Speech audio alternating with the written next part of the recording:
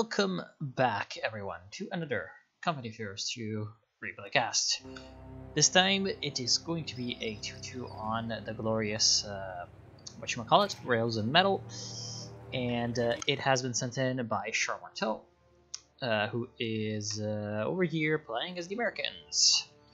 His friend is going to be ROL, or ROL, and he is the Soviets, versus Sergeant Bighead, coming in as the Wehrmacht, and Vazul the Blind, who is playing as the UKW. So yeah, here we go.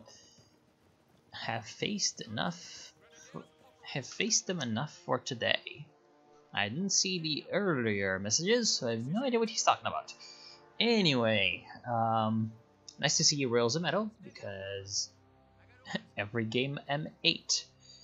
M8 gang? Who knows? No M8 gang for now. Anyway, Rails and Metal, nice to see. Good map. And looks like Martel is rushing for the building with his echelons. Now, that's a interesting decision because this building is not nearly as dominant as this building, but looks like this building as well will be taken over by the Soviets. So the Allies really pushing forward with their infantry and managing to get some forward positions, while the Germans have been more defensive. So yeah, they're going to be slowly creeping up, and there's a couple of folks for Vazul. Then Sergeant Bighead is oh, he's talking about Jaegers. Okay, I see.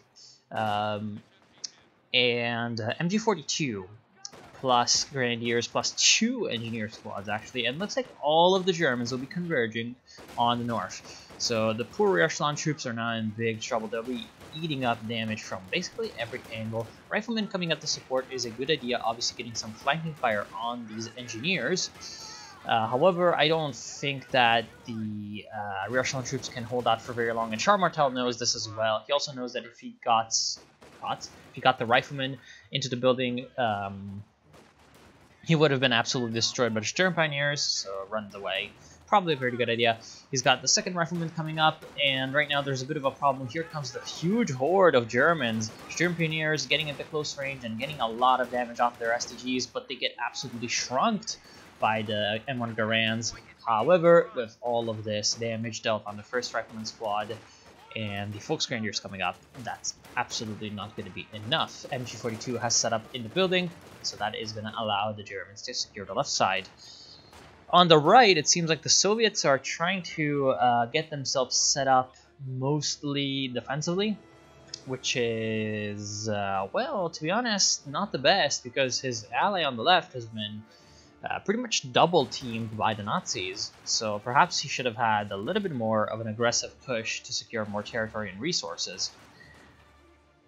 But what he has done is still relatively okay. He's got the points, he's got a couple of sandbags set up, free conscripts, he's gone for the tier 2 and the Maxim. So that's going to be his idea. Vazul the Blind is, well, he's trying to move in with his Volksgrenadiers. He's gone for a Pushkin Raketenwerfer. That's at least like an interesting decision. I don't really think that it's the best decision ever, considering that it's 3 and 40 minutes into the game, and his opponents, like, he's not on the side of the Soviet player, and the Soviet player hasn't shown that he went for tier 1, so, like, what are you gonna need that Pushkin for? Really? Pretty much nothing. So yeah, flamethrowers punishing the Volksgrenadiers for only being 2 squads instead of the 3 that could have been if the Raketenwerfer had been a Volksgrenadier squad. So yeah, that with the support of the Maxim is probably going to push back the Nazis from the left side of the map. Yeah, all these squads are very low on HP, they need to run away as fast as possible. One of them already decides to take that decision, and the other ones are getting absolutely flamed to the face. So here to go. MG42 is still in the building, but other than that, the left side is allied. Center point being recaptured by the riflemen, and that mortar is going to have to run away. Yeah, they're going to need to find a way to deal with the MG now. It seems like the Germans are trying to set up a nice sort of base area up here with the battle quarters and the building. So we're going to have to see whether or not the Allies can break this. And obviously a good way to do this would be the...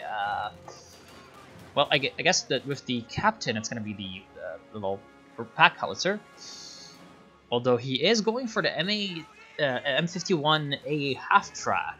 That's an early A half-track. I do enjoy that he went for the captain immediately. And he managed to get the mechanized company command post pretty much unlocked straight off the bat. So yeah, that's pretty good for him. He's gone for the BAR on Captain, which is the new upgrade, obviously. So that means he does have a fair amount of anti-infantry firepower in the short term, and then with the A half-track, he's going to have a great weapon to control the center area of the map in the long term, or in the medium term, before like random tanks show up. Seems like the Germans have managed to build up a fuel cache, which means that the resource income is in their favor, despite... Ooh, that was a mere dodge, pretty much. Despite the fact that the Allies control, I think, more strategic points. No, they actually control the same, because it's only free fuel in addition. So yeah.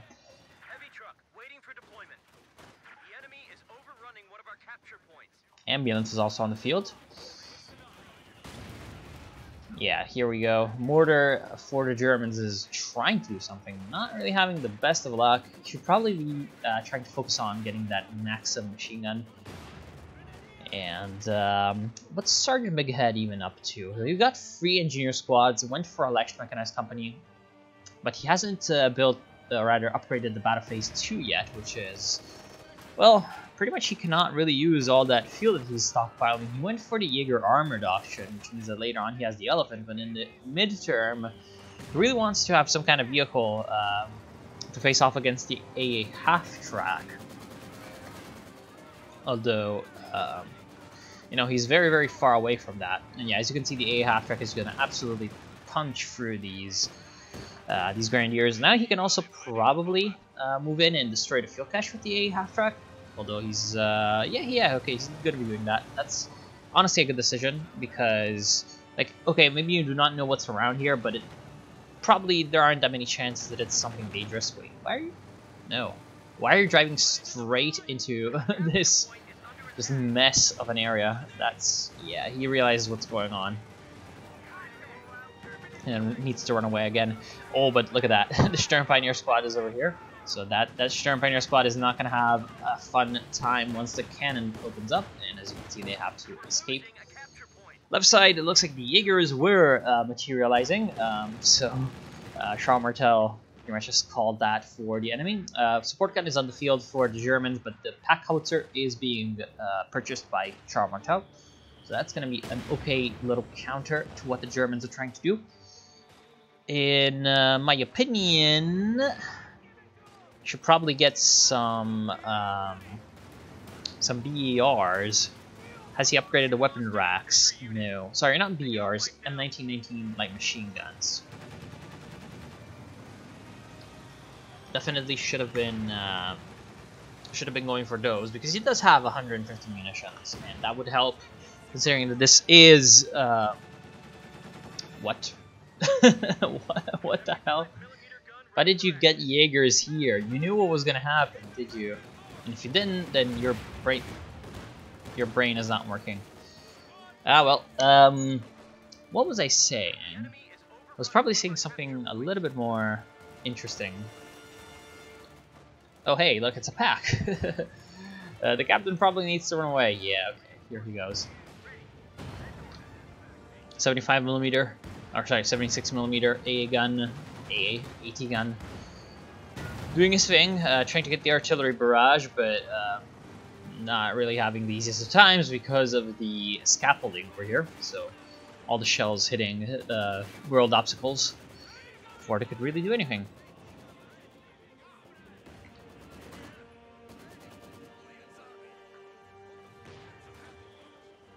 Are these guys stuck? Oh, that was right, because you can vault in Company Fears 2. But if that had been Company Fears 1, then these guys would have been stuck, which is kind of funny. Okay, here they are, M1919s.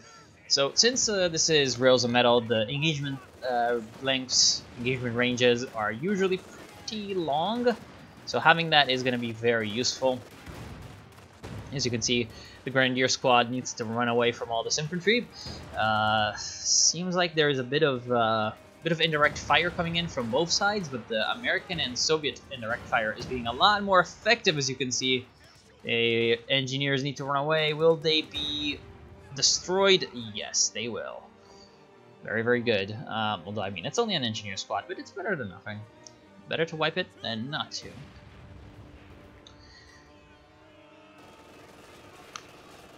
Aw. Yeah, this machine gun is probably gonna suppress these guys too. No, he was reloading a little bit too long. So that actually is not good because the pack is now gonna be forced away, which means that the AA has a little bit of extra ground to play in. Panzer Grenadiers coming in for Sergeant Bighead, which is not a terrible decision, despite the fact that he has 200 fuel. And so should really be focusing on getting that tech upgrade underway. Because of the fact that he has little infantry, and he's trying to rely on the machine guns to keep the enemy infantry at bay. Like, he is being flanked pretty savagely in these last few engagements.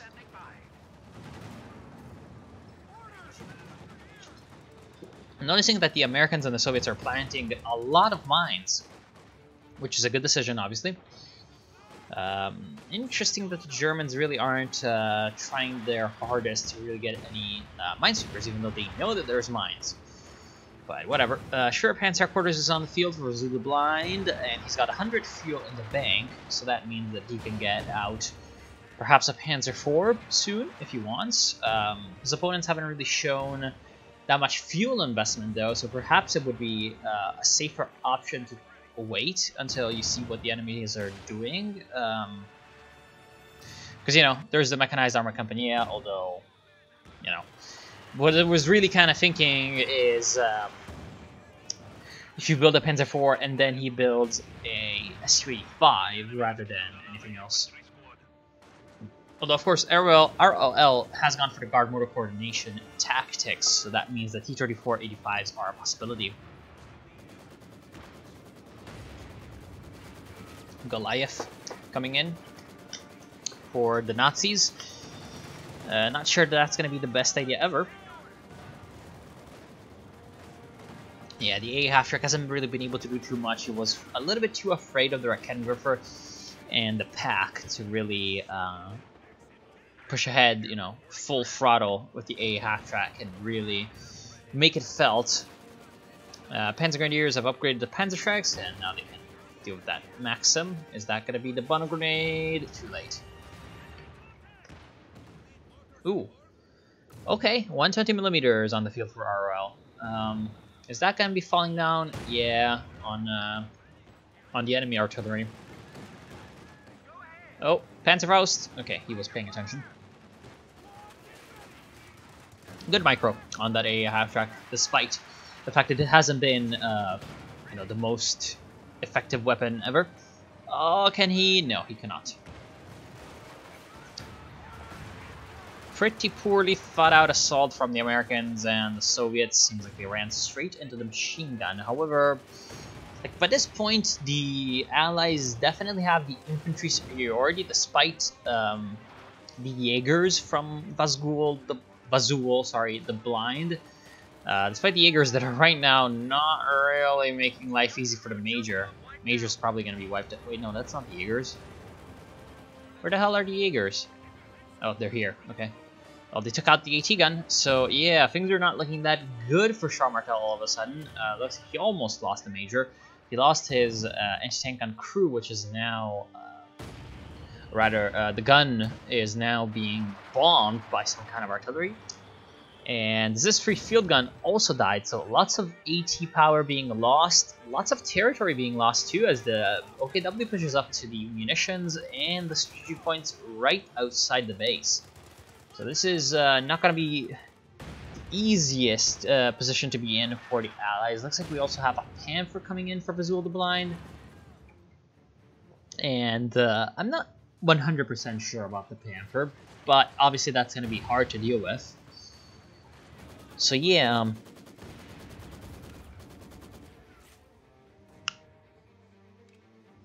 Not the greatest. Not the greatest. Okay, let's actually do a bit of speeding up.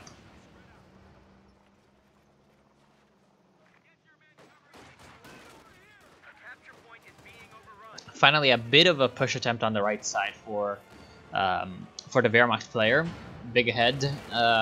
TBH, the fact that he left this area pretty much to the Soviets for free most of the game has been a bit of a drain on the Nazis. They are at 355 VPs as opposed to 390 for the Americans and Soviets, and that is not the end of it, like, to say the least, because he has also managed to leave the fuel point on the right side uncontested. Oh wow, that wipe was brutal. Nice grenade usage. He's managed to leave the fuel point also on the right side, really for free to the Allies, so that's not the greatest thing ever. Sherman is on the field, as you saw, for Charles Martel. Obviously, that's not going to be that good against the Panther. Panther countering it pretty hard, although the Panther itself needs to be afraid of the mines, the AT guns, which haven't been destroyed or recrewed by the Axis, and it also has to be afraid of the anti-tank grenades. So yeah, there's the Pak 40 has also been stolen. So yeah, there's a lot of things that this Panther needs to be afraid of. Also, the T-34-85 kind of compounds insult to injury by making it so if it runs into too many problems, it can be chased down as well. So definitely the amount of tactical flexibility for the Allies is increased by the T-34 purchase. I wonder if ROL is going to be continuing down the road of a lot of T-34s. He is getting some guards, which is a decent decision. Probably should have done this earlier, actually, so that he would have been able to vet them up earlier on in the game. But still, better late than never.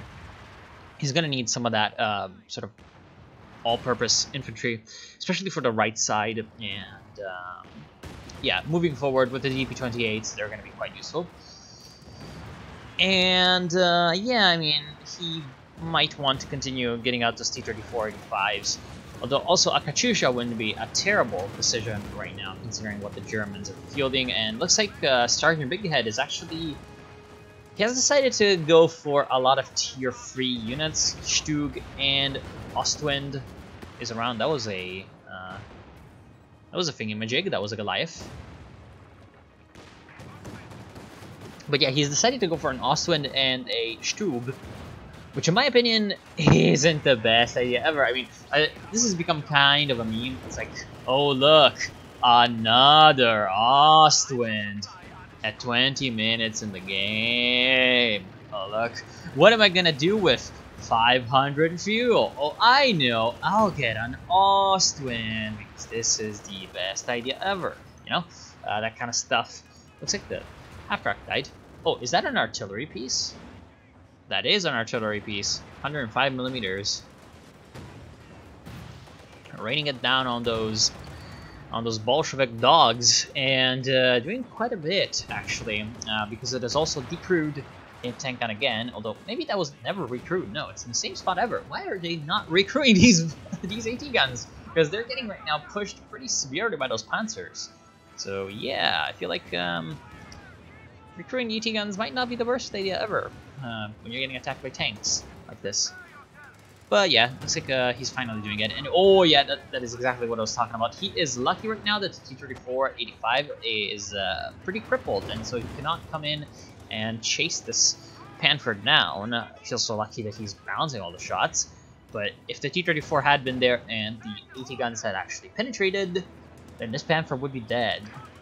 So yeah, that's exactly what I'm talking about. Sherman is back. It looks like the Priest is available. And if I were Charles Martel, I'd get the Priest, although he's going with the... he's going with the Jackson, which is obviously a more safe option. When we're thinking about, there's a lot of armor and the artillery is destroying my T-guns, but I was thinking about the Priest exactly because you can bombard this forward position for the Nazis and counter battery the LEFH. feel like it would be quite good, and it would lead to more pressure being applied to the whole base area as a result, because it's not going to be as easy for the Germans to just kind of sit around the battle headquarters and heal up if there's priest shells raining down at the same time. That's, you know, my thinking at least. Here comes the sector assault though! Oh my god! Here comes the Stuka! But he cannot see anything, so it's gonna be worthless. And yeah, this is exactly what I was talking about. Here comes the Katyusha, and there goes the machine gun. The Ostwind is almost destroyed, the engineers are almost destroyed, and now the Germans are going to have to think perhaps twice before doing anything. Looks like the sector assault is not where I thought it was. What? But that's outside the sector. Why are you getting bombed outside the sector? Me no understand though. What the fuck, mate? I don't know. I absolutely do not understand. Oh well. Oh yeah! America, freedom! Come on! Destroy that Raketenwerfer. Looks like he's getting chased by the Panther. Oh no, it looks like freedom is not gonna be free today. Oh, but look at that American mobility! Just crushes through both the little rise and the wall. Panther tries to turn around and do a bit of a cutoff maneuver, but it's a trap. There's the M36 Jackson over here, and the Panther is going to be broiled up in it. And yeah, the Panther can obviously 1v1 the Jackson, but the Jackson here is going to be enough to get the Sherman at least to safety. Yeah, very, very good intervention. I feel like if the Panther had just chased after the Sherman normally, it might have been in a better spot to kill it. Looks like... what? I do love that artillery piece. And, oh, that's so lucky. The Panther bounces the shell from the Jackson. Looks like the artillery shells are falling down near where the Jackson and Sherman are with perilously low HP, so they need to run away. And perhaps this AT gun should also not be walking straight into the line of fire. Another big shell. What was that? Perhaps it was just a stray, because I don't see any other artillery pieces. Yeah, no. Now, obviously the reason why Sergeant Bighead has been spamming those... oh, nice Katyusha barrage. Has been spamming those tier 3 units is because he's got the Elephant Tank Destroyer, which is the best unit in the game, except for the Yag Tiger and the Ostwind, obviously. But, I mean, TBH with 248 fuel, even at 12 CPs, 2 CPs away from the Elephant Tank Destroyer, and he has built 2, like, 90 fuel Stugs and 100 fuel, sorry, 90 fuel Ostwind. So that's 270 fuel spent on that. He's still got 260 left in the bank. Again, you know, a good 5 or 10 minutes before he's going to have enough CPs for the Elephant Tank Destroyer. In my opinion, going for tier 4 would have been better because, obviously, if you have that much fuel, you can still get the Elephant as soon as possible. And also because when you do upgrade the Battle Phase 3 and you build the building, you're going to get quite a nice chunk of experience. So bringing you up to the 14 CPs faster. And in the end, if you're left with, like, you know, a Panther and a Panzerwerfer, just to make an example, instead of 2 Stugs and an Ostwind, or sorry, 2 Ostwinds, I feel like it is a little bit of a better trade-off.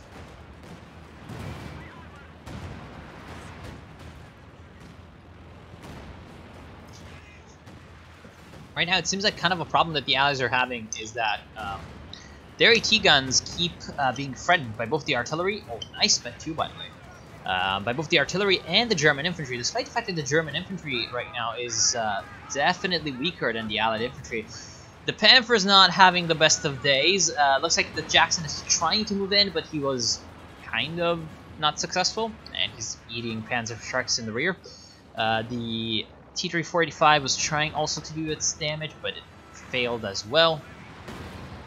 One of the Stugs died, which is good to see, because I don't like them. get one to die. And also, like, Sergeant Big Head doesn't really need the Stoogs right now, because guess what? He's gonna get an elephant. He could have just gone, again, a Panther.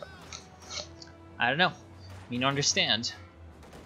I don't think that this is the best and, you know, most optimal play on his part. Now, speaking of not optimal plays, RL is floating 800 manpower, which is a fair bit, and TBH, I'd be building up a couple of fuel or munitions caches just to help out with the income. Priest is on the field, actually. That's a good decision.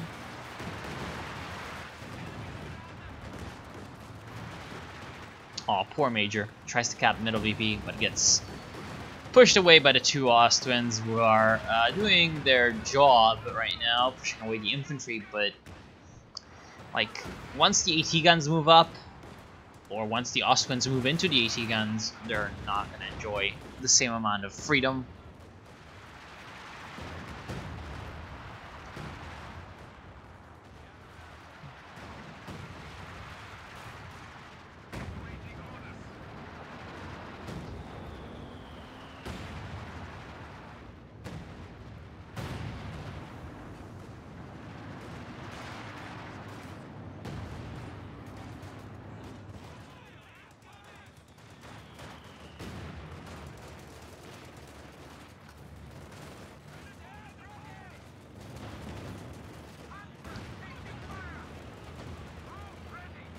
Well, that's scary, to say the least. Second Panther's on the field, and that's going to combine with all the rest to be... Oh, the big power spike for the Germans has arrived. Okay, so here comes the Elephant and the two Panthers. However, what are the Panthers doing? They're rushing straight into the back lines without any infantry support. And as you can see, the result is this. So there's a lot of AT that's being concentrated straight into where the Panthers are coming through. And obviously, one of the Panthers eats a mine, and the other one takes a lot of damage to the rear. So yeah, that was a very, very rash move. So the Germans are back to square one, or at least the OKW is back to square one. Wait, what died? What just died over here? Looks like it was the Sherman that has been wiped out by the... Oh. Oh, I think that's... No, sorry. That's Veteran 5. No, he just... The Howitzer barraged it. Yeah, vehicles destroyed too. So probably was him. That's unfortunate. This AT gun still hasn't been recrewed, which is kind of sad, considering that there's 700 and 550 manpower being floated.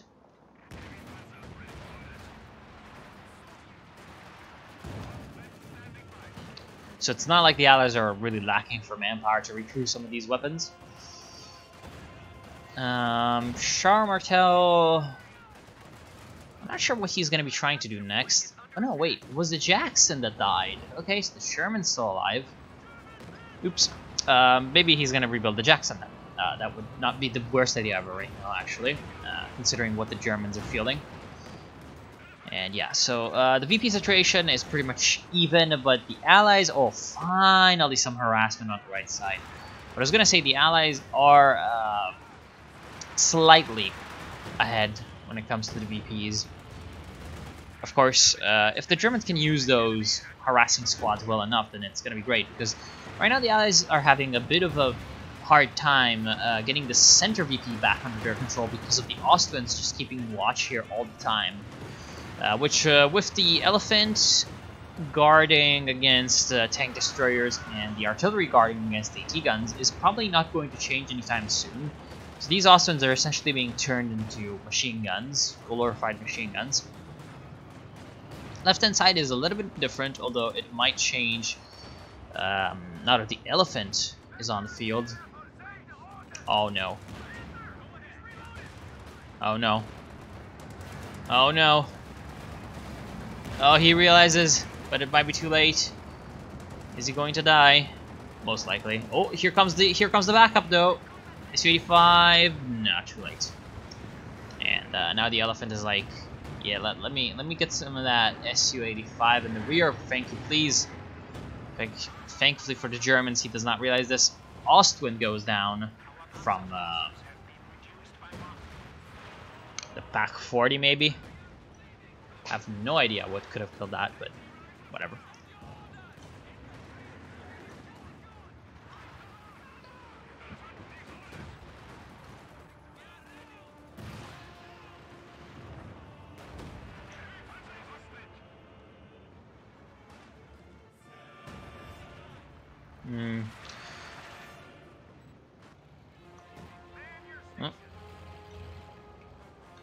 Okay, so let's take some stock, actually. So we have Charmertel with Jackson plus artillery piece plus not that much infantry, to be honest. He's lost most of it. Floating 400 manpower, perhaps might want to get another rifleman. It would actually be more useful than you think, considering that infantry is what's keeping the Allies alive right now. Then we have the Soviet player with 3 conscripts, 1 guard, a bunch of random support units, T-34-85, Su-85, and Katyusha with veterans of 2. Full pop cap, floats 1,000,000 resources, so he needs to play a little bit more aggressively to use those resources effectively. And the Germans, well, we finally have pretty much have them reaching their late game potential with the Panther over here from Azul the Blind. He's also brought in a Stuka to support. It's got the artillery piece, but it seems like it has been... actually, no, never mind. It's doing just fine. A lot of his infantry, though, has been lost in the fighting around the center. So he's got a couple of extra units, but otherwise not really all that much. So he's really going all in on those vehicles. And then we have the Elephant, Ostwind, Stug, and some pretty bad fleshy troops, squishy people. So overall, I'd say that while the Germans have an advantage in terms of what they're fielding right now, also, like, both of the German players are fielding a decent amount of resources, but not as much as RL. Oh wow, that was nasty. I was gonna say that while the Germans are in the lead when it comes to the units currently on the field, if the Panther and the Elephant die, then they basically lose because they cannot replace them right now. So yeah, that is definitely something that they need to keep in mind as the game progresses. Like, for example, moving the Elephant like so far forward is definitely a mistake. Continuing to like not really care about minesweepers is definitely a mistake.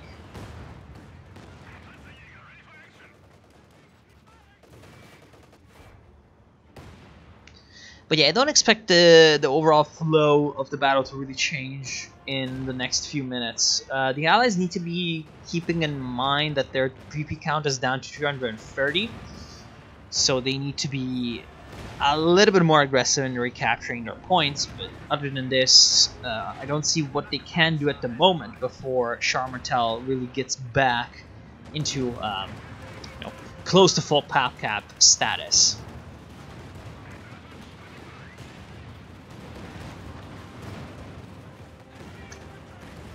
Nice Katyusha barrage.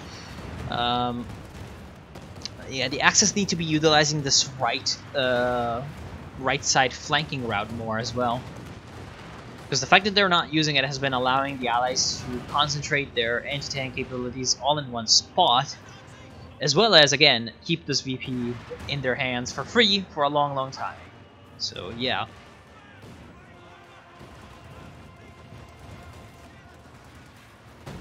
Oh, wow. Nice. That was some freedom. Oh, here comes the UR. Looks like the anti-tank grenade will be coming in on the Ostwind, and there we go. Status quo broken for the first time in a while. Although it seems like the Allies can't really capitalize upon this too much because the Elephant has been crippling their vehicles in the meantime in the engagement. Oh, nice usage of the buttoning. Can the Su-85 get in? Last few shots. Doesn't look like it. Oh, but also the damaged engine comes in, and there goes the second Stug. The first one has already been killed, you know, a long while ago, and yeah, now he's doing his darndest to lose all of his other units as well.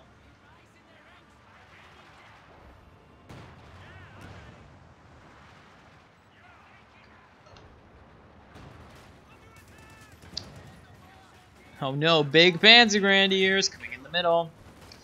One thing that the Allies are kind of lacking in is like the light artillery at this point, because they have lost the pack howitzer. Oh no, the pack howitzer is still around. I just didn't realize it was there. Okay, never mind then. But yeah, anyway, it's not obviously being as prominent as it was in the past few minutes, probably because of the Stuka, you know, being very annoying. Oh, okay. So second big German heavy on the field, it is the Königstiger. Not the worst decision ever. I mean, after all, the Allies are kind of relying on the infantry to come in and contest center and right side VPs. However, it seems like the Königstiger is not going to have a lucky start, but maybe the machine gun's going to save it because the Jacksons realize that they've been spotted.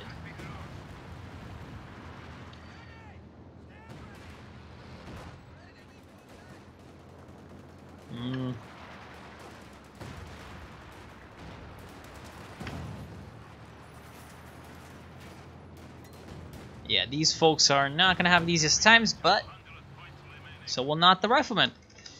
That sector assault is nasty, actually, because it doesn't actually strafe anyone. It just bombs them. So because of that, you don't really realize this is going on. Like, of course you see that there's the, like, targeting indicator in the minimap, maybe, and you definitely see the Stukas coming in from above, but maybe you don't really realize what's happening until it's too late, because, you know, you have a lot of things to do in the late game. So it's actually relatively good against infantry to wipe them out, because it seems like whenever the infantry is not moving in the area, then they get wiped out pretty much 100% of the time by the bombs. So yeah. Okay, I'd like to see the Allies actually switching this up. For the longest time, they've been trying to headbutt throughout the center, through the center, and now they have managed to muster up an assault that's flanking from the left, which is a great thing. Obviously, they've been able to destroy this pack, which is also amazing, because if they can steal this under fire, then it's going to be a great little weapon to deal with Panthers and all these guys. Oh, but another Stuka barrage destroys the rifleman over here. So it looks like Charles Martel has basically lost all of his veteran riflemen. He's going to need to, I think, continue building riflemen, though, because, like, at this point, it doesn't look like he really has any other choices to, you know, continue to establish map control around the map than just to continue buying riflemen and hoping for the best. It seems like the Allied infantry is still providing the support that the Allies needed, and yeah, look at that, just coming in face first. The Elephant is in big trouble because of the pack, the stolen pack doing his job, and there goes the last shot from the Su-85 with the buttoning vehicle to slow it down just enough to get the last shot in on the side. Very well done. So as you can see now, Sergeant Bighead is going to have to spend all of his resources to build another Elephant tank destroyer if he so wants to have one. Another veteran squad goes down. This time it was the Folks Grenadiers trying to recapture the PaK-40 AT gun. PaK-40, which is also going to be destroyed by the rockets or maybe the T-34-85 gun. So preventing the Germans from acquiring this again. Obviously a good decision. The Allies are down to 185 VPs, but they are slowly but surely also dismantling the German soft unit contingents, essentially. So all the infantry units and all the support weapons.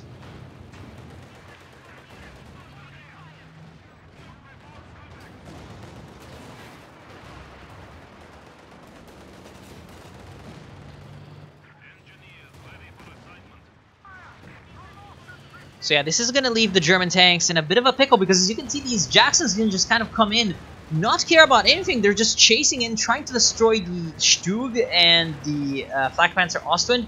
Looks like it's not going to be effective. And oh, that was unfortunate pathfinding. Looks like the second Jackson, the veteran one, is going to die. However, if it had been just a little tiny bit different, then maybe that push could have actually worked. I don't dislike it as much as normally making that push would really make me dislike it. But yeah, that's still a bit of a victory for the Germans. So kind of turning it around, despite the fact that they're being pushed a lot more. What's also important is the fact that it seems like the Germans have pretty much lost the initiative, and that's not to be underestimated, especially when we get into the late game, because micro mistakes are going to start to become more prominent, and so psychology starts to become a bit of a factor as well. You need to get into a position where your opponent is going to be afraid of going anywhere, thinking that you are going to have something prepared for them. And if you have the initiative, then that process is going to be pretty much natural. You don't even really need to do too much to achieve it. So like, for example, right now, if we were to take a look at the PopCap situation, we would see that both of the armies are pretty much at a similar level. So 98 plus 46 equals, let's see, 104 plus 40, 144. Whereas the Germans are at, like, 147. So pretty much the same, right? But if we take a look at how the armies are deployed, you see that the Germans are all huddling up around their base. They're trying to repair their damaged units, heal up their damaged infantry, while the Allies are pushing forward with a mean line of veteran troops, trying to get superiority over the center. So this is just prime situation for the Allied artillery to work its magic, and also a good, just good overall way to funnel the Germans into one area.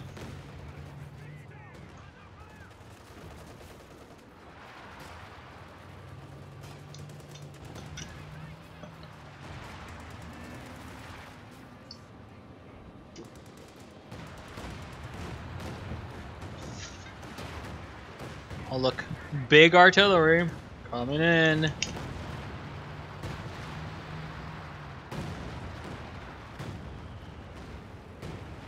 Big Jackson. I think he's trying to attack round.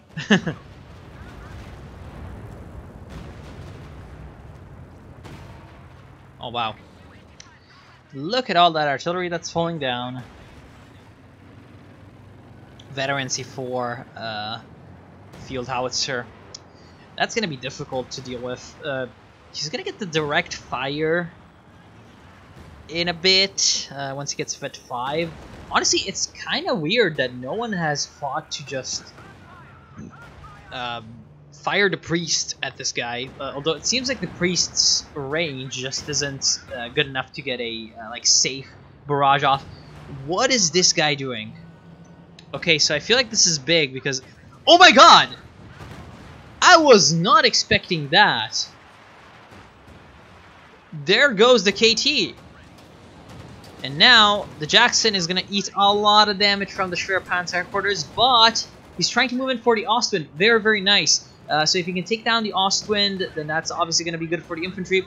The Bet2 Stug is also here. This is confusing the hell out of the Germans. The Panther is moving onto the left side completely on its lonesome self.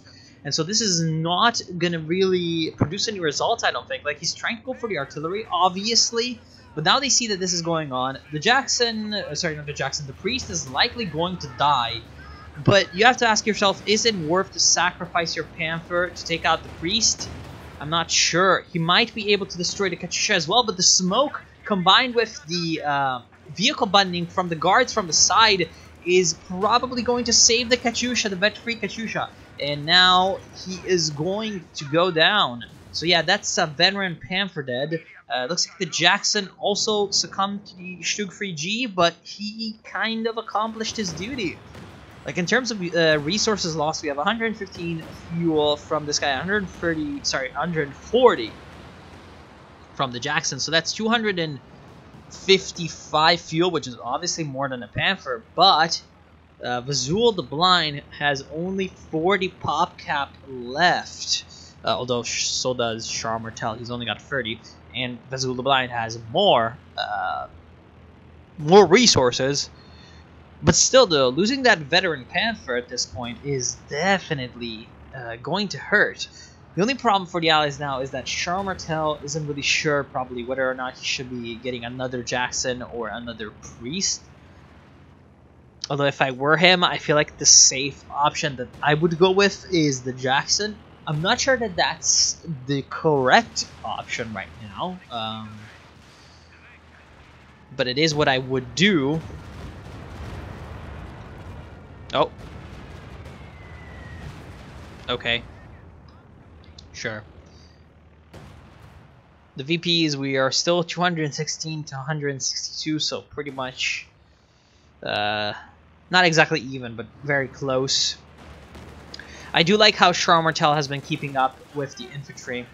Like, he is rebuilding his riflemen, and that's gonna allow him to have a lot of extra flexibility in the coming minutes. The Germans are not doing the same, really. Like, obviously we have this massive swarm of Panzer Grenadiers for Sergeant Bighead, but Vazul the Blind has absolutely no infantry to speak of. So as you can see, because of this, like, the Königsdieger just has to go in alone without any infantry support. Imagine if this guy had a couple of squads to support him. He could cap the VP, get some bleeding off, cap the fuel, you know, reducing whatever the Allies can do in the near future, and also drawing in extra forces. However, because of that, like, you know, he builds a Jaeger squad or spawns a Jaeger squad from the shack, but other than this, it's a relatively low threat environment for Allied units. Second Elephant is on the field, and you can see the problems that Sergeant Bighead is facing because he decided to go with Panzer Grenadiers instead of normal Grenadiers. He is now in a position where to get that new Elephant, he has had to wait until he had like 200, pretty much 500 fuel. You know, 480 fuel. That's the only time in which he had enough manpower. Before then, he just had to wait.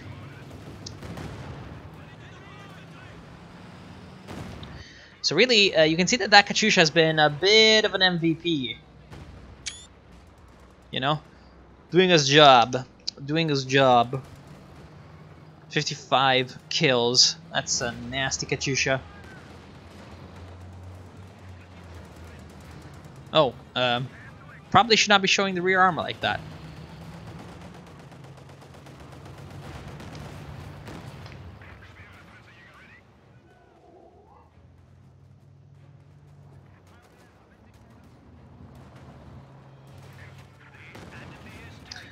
Yeah, look at this. Tanks, but no infantry support. These guys are vulnerable. I'm not sure if they realized it, though. Oh, here comes the Jacksons. Oh, that Jackson's gonna die. Because he's being a derp. Yep. Thought so.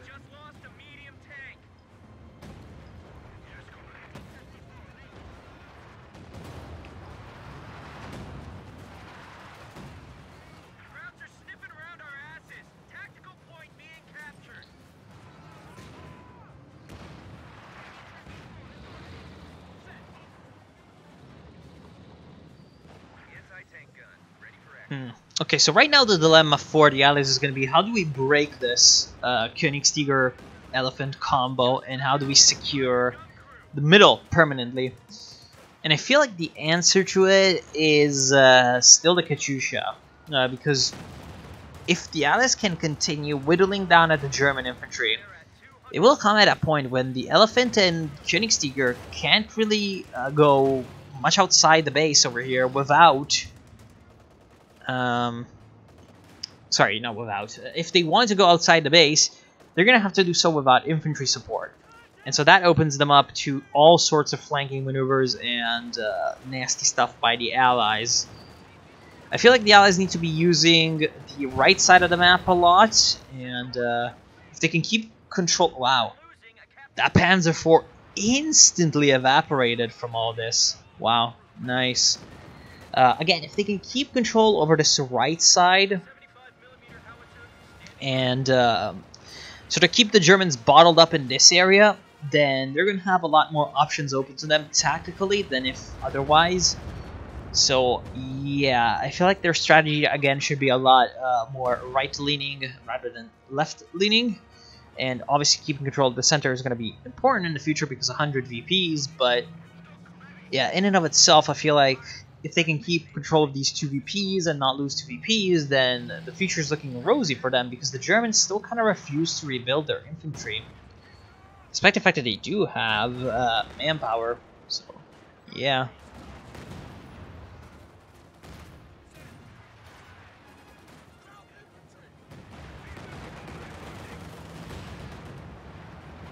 Oh, we're seeing a bit of T-34 spam coming from ROL. Actually, ROL was flowing a lot of resources without having the pop cap filled up, which is a bit of a crime right now in the current situation. Nice usage of the smoke from the Major. With veteran C3, he is a great capper because of the sprint. So yeah, now he's going to be using that to his advantage and capping the left side. The right side, it seems like, oh, big grenade, that's going to be a nice wipe. So Panzer Grenadiers can cap that. There's a German armor push because the Jackson is in trouble. The Priest is also in trouble if it doesn't run away. There is the support of the Su-85, but where's the rest of the units? Oh, they're down here. And yeah, like right now the sector assault is sort of making up for the lack of infantry because the Allied tanks are not really gonna want to move into the area and get bombed, but once it wears off, you know, the Jackson can round through like this route, round around,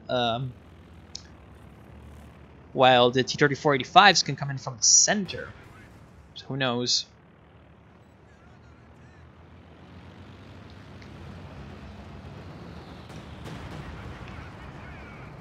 Allies do need to get a move on, though, because of the VP situation. There's a triple cap ongoing. Okay, so they have exactly 90 seconds, a minute and a half, to cap at least 1 point.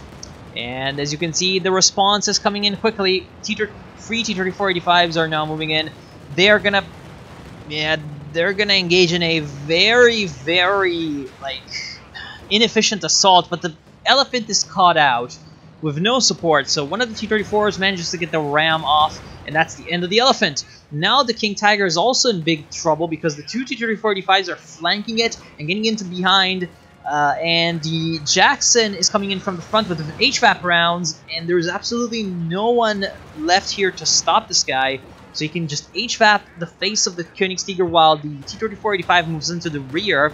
T-34 is trying to disrupt the work of the Stug, and it's doing a great job, actually, because this is allowing the 2 tank destroyers to pick off the Königstiger on his own, while he is destroyed by the T-34-85 thanks to the help of the marked vehicle. So there goes the entire German armored force. In the meantime, riflemen are going to cap this right side of the map. Major comes into the center and caps that.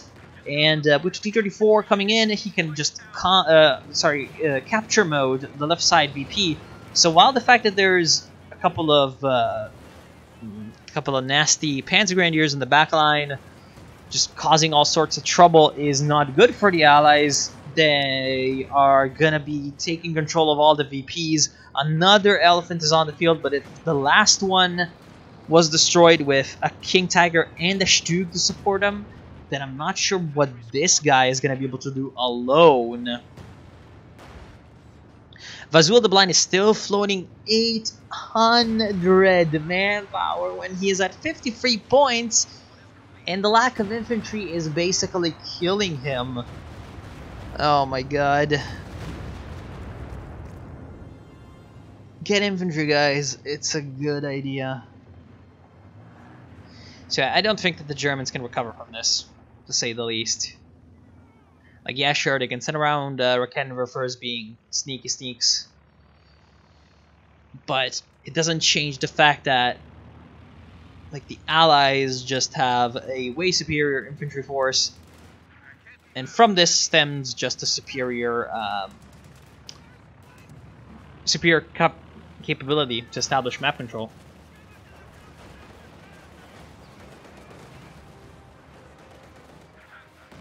Now this still isn't over because the Allies are still down to 300 VPs. So if the Nazis can get even a double cap, then we're still going to have a minute and a half of time for the Allies to respond and capture one of the points. And if they don't do that, quickly enough, then they're going to lose. So it could be still pretty bad because of the 2 machine guns that are around. If Azul the Blind plays well, then the Axis will be coming out on top. However, at this point, they're starting to have problems in the armor department. So there is a Panther and an Elephant, but other than that, it seems like the Soviets really have the field when it comes to the tanks. So yeah, down to our last 25 points. Here comes a Ram, actually. Will the Jackson, though, support? No. That was not good. Although the Allies are pushing in the center, so maybe... Okay, so there's the neutralization. 21 VPs. Here comes a sector assault. This could be the fight to end... Well, this is going to be the fight to end the game, or, win it or lose it for both sides. Here comes the T-34s. They're going to try to keep the Elephant essentially in the rear. The Panther took a damaged engine, actually, from something. I'm not sure what. Maybe from the Ram, actually. And that, plus the fact that there's T-34 moving into the back lines, is distracting the German armor, honestly, long enough for the Allies to cap the VPs. One of them is not really being capped, but the other one on the side is not being capped either, so that's actually pretty bad. Because the Allies are trying to destroy all these tanks, but they're actually succeeding partially. Maybe... I have no idea what's going on, to be honest. So it looks like... Okay, Panther dies. Elephant is in big trouble. I'm not sure what it's doing. It was here. Why did it go here instead of just turning around on itself? And I'm not sure, but that means that the Jackson can destroy him and then use the smoke as cover to get out, maybe? Like, oh, well, he's lucky that the Schwerpanzerquarters cannot choose targets, otherwise he'd be dead. You can see that actually the Schwerpanzerquarters is trying to target the he's trying to target the Jackson, but he's only managing to set a rally point where he's moving, which is kind of funny, kind of really funny. But yeah, the middle VP has been capped. What's going on? Okay, bit of lag. And oh, it is dead. The dream is dead for Azul the Blind. He cannot get more Panthers. Maybe if he got a Luke's right now, he could win. No, there's too much AT. Too much AT. Oh boy, that was so close for the Germans. Again, if they just had like one Volksgrenadier, it's a Panzerfaust, the flanking armor. 1 or 2 Volksgrenadiers would have saved them. It's insane to think about it, but Azul the Blind just, neglecting something so damn basic. Because honestly, the whole reason why this didn't go all that well for the Germans was that the Allied tanks were just able to flank with impunity, and the Allied infantry was able to spot for them with impunity. So they kind of knew where they could go and where it was going to be dangerous. And the Germans didn't. The Germans were forced into the defensive completely because they just didn't know where attacking would lead to disaster. Look at that lieutenant trying to cap. But at this point, nice usage of the Major coming around on the left side. If in terms of the map control and overall fighting, the infantry superiority and the good tank play really saved the Allies, then in terms of the VP control, the Major really saved the Allies by coming around all the time, using that smoke grenade. Oh, nice usage of the fighting position actually. But it's not going to be enough because he is not shooting at the Not shooting at the other squad. Thankfully for the Allies, we have the M8 howitzer mortar carriage. Oh, that's capped anyway. Oh, that's dangerous. Capping left. They're capping left, but right side is going to be recaptured. I feel like Vazul the Blind right now is trying to survive long enough to get a second KT. Again, to get a KT, you don't need 1,500 manpower. By the time you're going to have enough fuel to get the KT, you're going to have 1,500 manpower if you don't use some of this fucking manpower right now. Oh god, this pisses me off so much. He decided to buy Rakenwerfers instead of riflemen, when he clearly needs some fucking riflemen. Or Jaegers or something. He could have gotten Obersoldaten too while he had the Schwerpanzer quarters. I just now realized. He's got 200 munitions, could have upgraded those. And had some very, very nice Terminators. I don't know, man. Looks like the Katyusha died at some point. Probably due to counter battery by the LAFH. That's one good, one thing that went really well, obviously, for Vazul the Blind. 59 kills on the LAFH. But considering that they never were able to really keep down the squad count of the Allies, all the kills in the world don't really matter. Whereas the Katyusha was more successful because, again, they were able to keep down the squad count. And thus, the map control of the Germans. Yeah. Charles Martel definitely did well in continuing to replace the riflemen that he was losing. Despite, you know, obviously having to rebuild the squads from scratch, you know, no veterancy. He just continuously rebuilt them, upgraded them again, and just kept up pressure. You appear suited for command.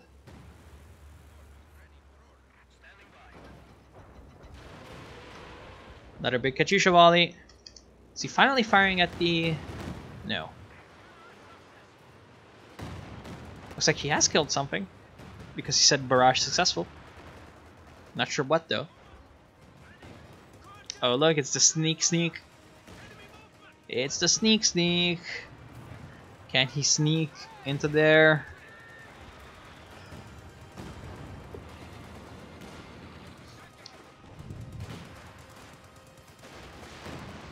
It doesn't matter. It's about to be, yeah, he's about to recap. Oh no, pinned. Okay.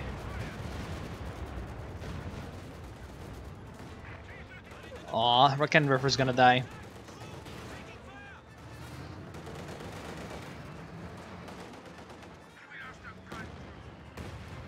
Run away, Hans! Damn, he's running fast. What the fuck? What is that speed? Okay, Speedy Gonzalez. Yeah, KT is on the field now. He did manage to spend his manpower.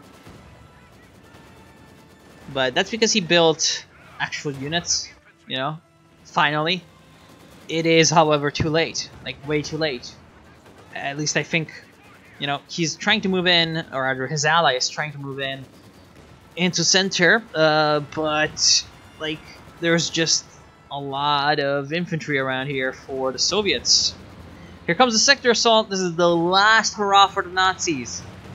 Last hurrah for the Nazis. They're trying to move in with all of the Panzergrenadiers that they have, and that's obviously going to be dangerous. The M81 is going to need to be very lucky with its shots to be effective and to save the sort of bastion of defense that the Allies have. Katyusha fire also coming into this area. Lots of explosions, making sure that the environment, the life rating, is very low for every unit involved. 2 PaK-40s pushing up to try to get the VP capture. Left side has been captured by the conscripts, which is going to be crucial because that's a triple cap, so 26 VPs are left for the Nazis.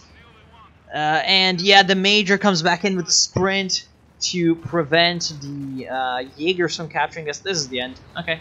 So as you can see, the KT was just a little bit too late to the party. Yeah, there is absolutely no chance that the Axis can cap before the end of the game now. Now we're in 10 minutes. Oh, wow, that was long. Phew.